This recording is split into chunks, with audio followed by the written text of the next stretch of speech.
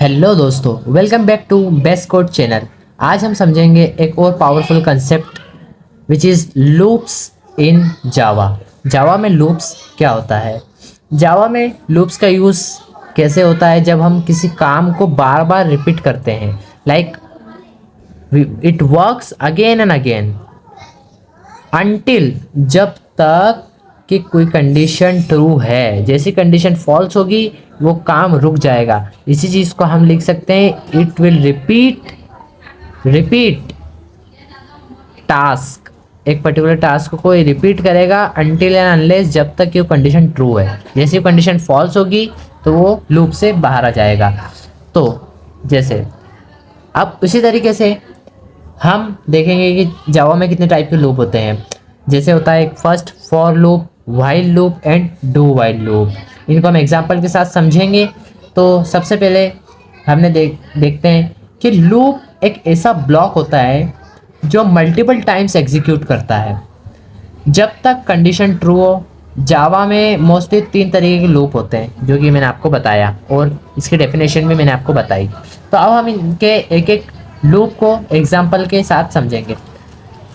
For loop पे आते हैं। सबसे पहले, जब आपको पता है, हम यू देखिए 3 टाइप के लूप होते हैं, तो हमें कौन सा लूप कब इस्तेमाल करना है ये भी हमें पता होना चाहिए एज अ प्रोग्रामर। तो सबसे पहले आता है हमारे सामने फॉर लूप। तो जब हमें अब पता है कि कितनी बार लूप चलना है, तब हम फॉर लूप का यूज़ करेंगे।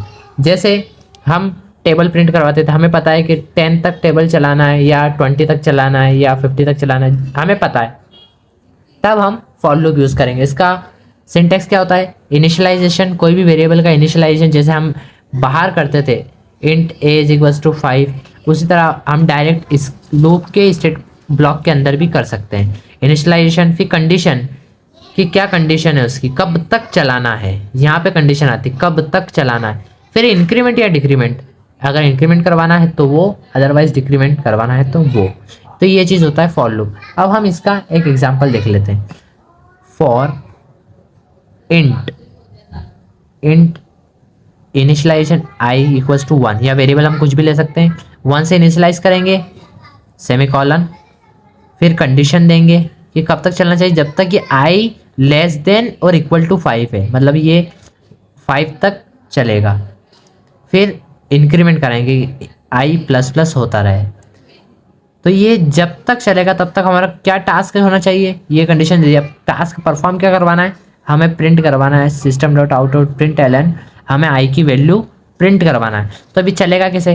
पहले आई 1 है, तब आई चेक करेगा क्या i is less than equal to 1 is less than 5, तो ये कंडीशन ट्रू है तो अभी अंदर आ जाएगा, तो प्रिंट करवा देगा 1।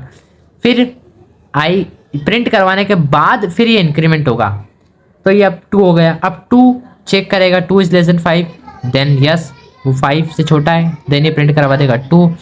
फिर ये इंक्रीमेंट होगा 3, फिर ये चेक करेगा 3 is less than 5, yes 3, then ये प्रिंट करवा देगा। देन ये फिर इंक्रीमेंट होगा तो ये 4 बन जाएगा, 4 is less than equals to 5, yes it is true, तो 4 प्रिंट होगा।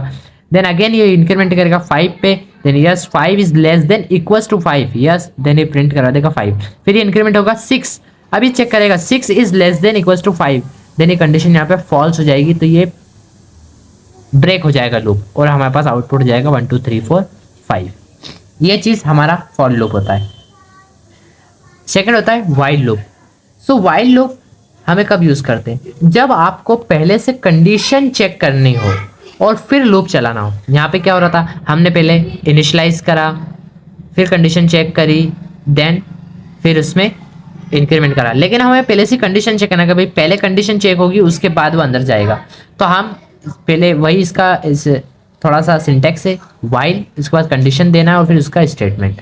एग्जांपल हम इसका देख लेते हैं कि इंट इज इक्वल्स टू 5, हम इसको एग्जांपल देख लेते हैं। इंट, इसको हम सेपरेट कर लेते हैं यहाँ से, int a is equals to 1, और फिर हमने दे दिया व्हाइल, कंडीशन चेक होगी कि a is less than equals to 3। जब ये a is less than equal to, जब तक ये 3 के इक्वल नहीं हो जाता तब तक ये चलता रहे और क्या प्रिंट होता रहे, a की वैल्यू a। और लास्ट में हम इसका इंक्रीमेंट करवाते रहेंगे a से, वरना a तो सिंगल ही रहेगा ना। इंक्रीमेंट व्हाइल के केस में उसके अंदर होता है और फॉर के केस में उसके ब्लॉक में होता है। फिर देन इसको क्लोज कर देंगे, तो पहले ये वही प्रिंट कराएगा a 1 is less than equal to 3, yes, then print करवाएगा 1, देन फिर ये इंक्रीमेंट हो जाएगा 2 पे, 2 फिर कंडीशन जाएगा 2 is less than equal to 3, yes, then 2 print करवा देगा, देन ये 3 हो जाएगा इंक्रीमेंट होके, देन फिर कंडीशन चेक करेगा 3 इज इक्वल टू 3, यस, तो 1 2 3 is the output. Last one but not least, do while. तो डू वाइल में क्या होता है, हम इसका एग्जांपल देख लेते हैं। डू और वाइल दोनों में एक माइनर सा डिफरेंस है। जब हम चाहते हैं कि लूप एक बार तो एग्जीक्यूट हो ही हो, किसी भी कंडीशन में एक बार तो लूप चलना ही चाहिए, एक बार तो उसका स्टेटमेंट चलना ही चाहिए, तब हम डू वाइल का यूज करते हैं। चाहे कंडीशन ट्रू हो या ना हो, फॉल्स भी हो तो भी ये लूप चलेगा, एक बार तो चलेगा ही चलेगा।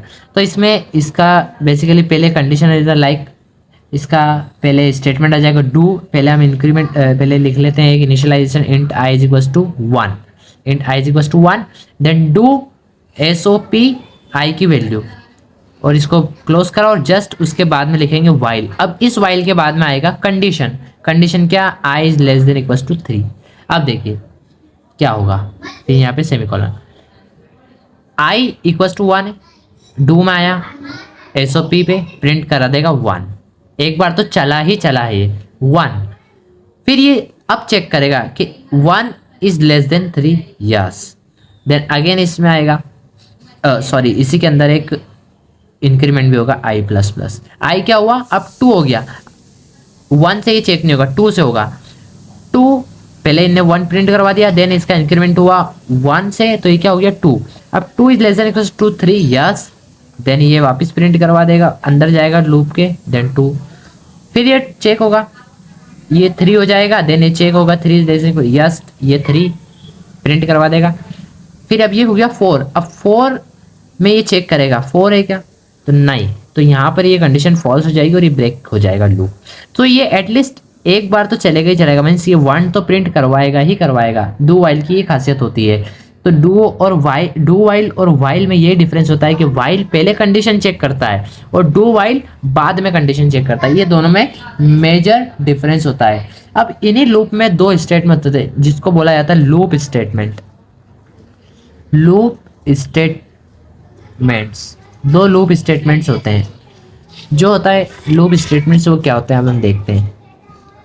फर्स्ट होता है ब्रेक स्टेटमेंट।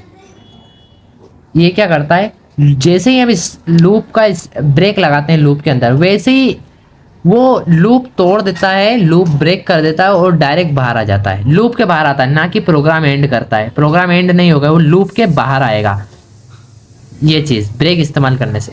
फिर सेकंड आता है कंटिन्यू में क्या करता है, जो करंट इटरेशन लेता है। लाइक अगर मैं यहाँ पे लिख दूँ कि if I is equals to 3, अगर आई की वैल्यू 2, आई की वैल्यू 2 लिखी और उसमें लिख दिया मैंने कंटिन्यू, तो इसको ये पास स्किप कर